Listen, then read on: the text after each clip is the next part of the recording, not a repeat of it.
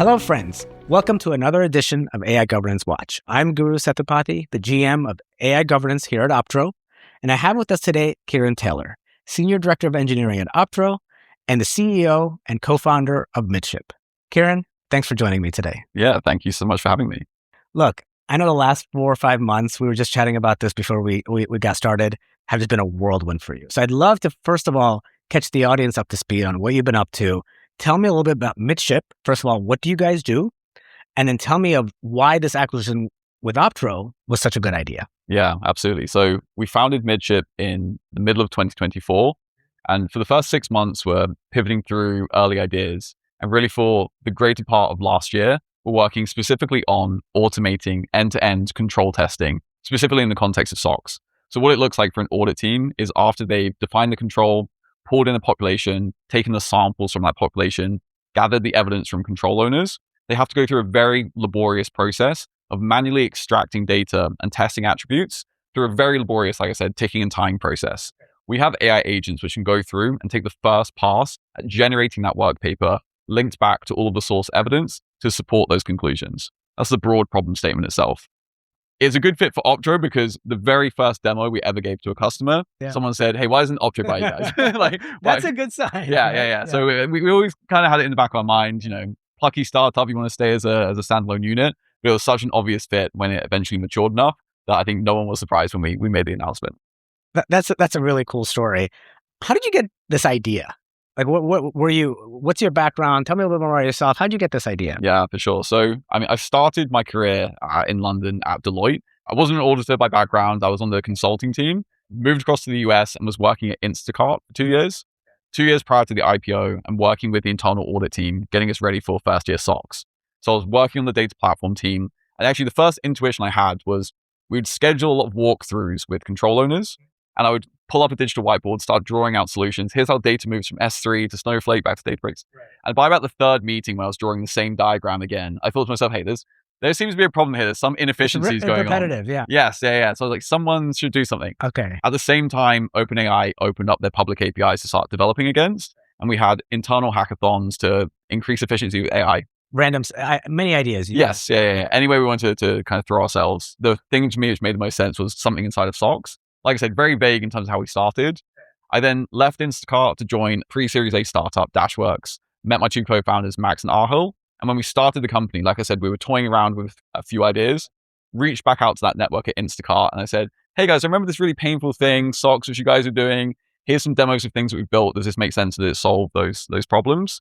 And as soon as we got that repeated message of like, yes, this actually very closely replicates our workflow, this would be incredibly useful. And you get really close to the customer's problem and hear that. It was just an obvious thing to double down into. So you had a natural first design partner to kind of get your idea going. Absolutely, yeah. That's amazing. And just, I think having those early friends to help us there was invaluable for us. So.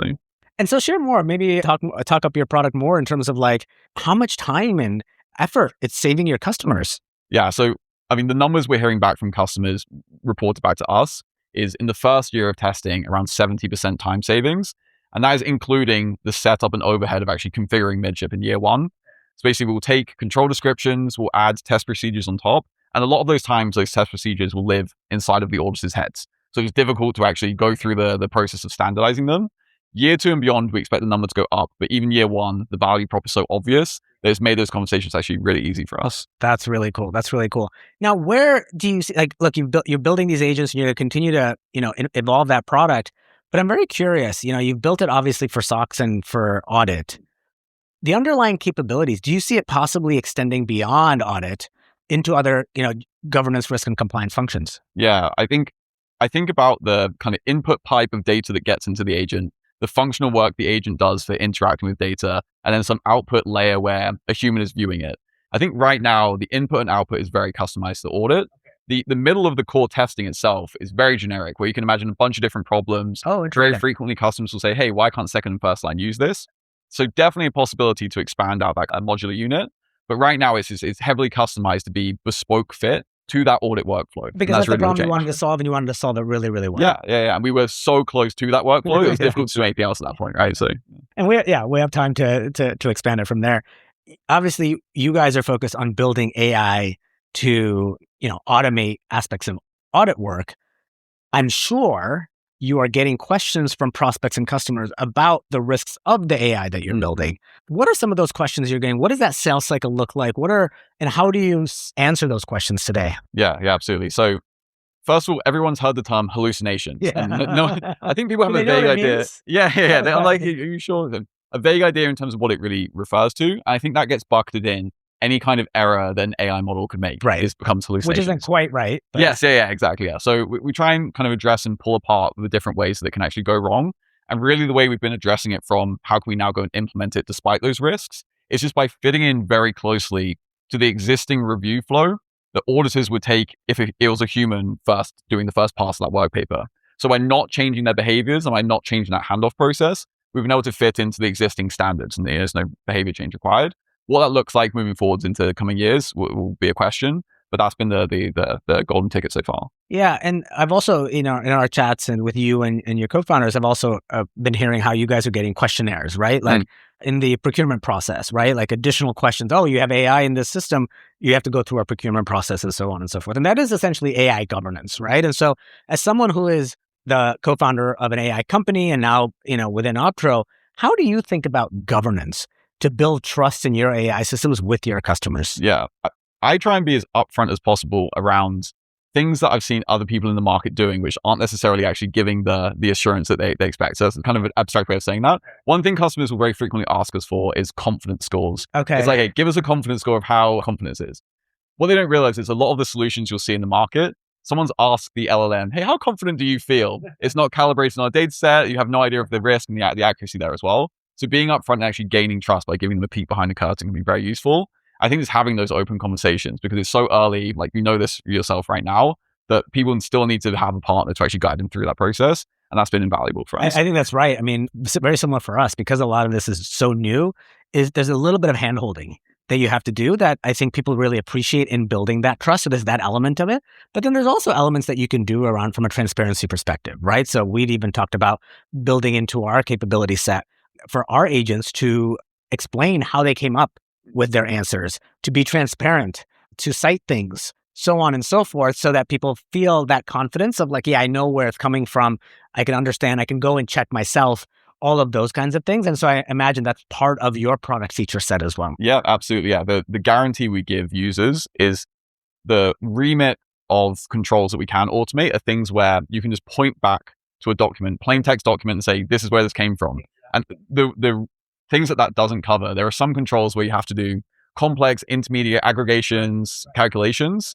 And if we can't plainly show that back to the auditors, we'll say, we're not going to tackle that today. That's a really important point, right? Like that, to me, demonstrates how you've thought about this problem because it'd be so easy for you to go automate everything. Yeah. Right. And then it's unwinding that from a transparency, explainability standpoint becomes really challenging for you and your customers, where that really matters in the audit space. Right. And so I think that's really important. Let's kind of take this now one level further in terms of, as you imagine automating more and more of what audit does, what does the future look like of audit, right? What do the humans do and what does technology do? Yeah, I think in terms of where the technology is changing, especially with an audit, right now, there are individual workflows being fully automated or semi-automated as well. What that's going to look like is much more of an interconnected piece where you have the Optro system of action actually both owning the underlying data that feeds into those workflows and how do you connect them together as well. I think that as you think about living in that space of actually managing the system of action, humans are going to be much more on the managerial level as opposed to on the ground actually executing those individual tests. In audit specifically, what it looks like is breaking away from the annual cycles that we're currently tied to, where a lot of the scheduling the audit teams are bound to is just around how do we find the capacity and time to actually go and do this manual testing. When you have AI agents which can be spun up and scaled infinitely, that really changes and you're able to more continuously address the risk at an enterprise as well.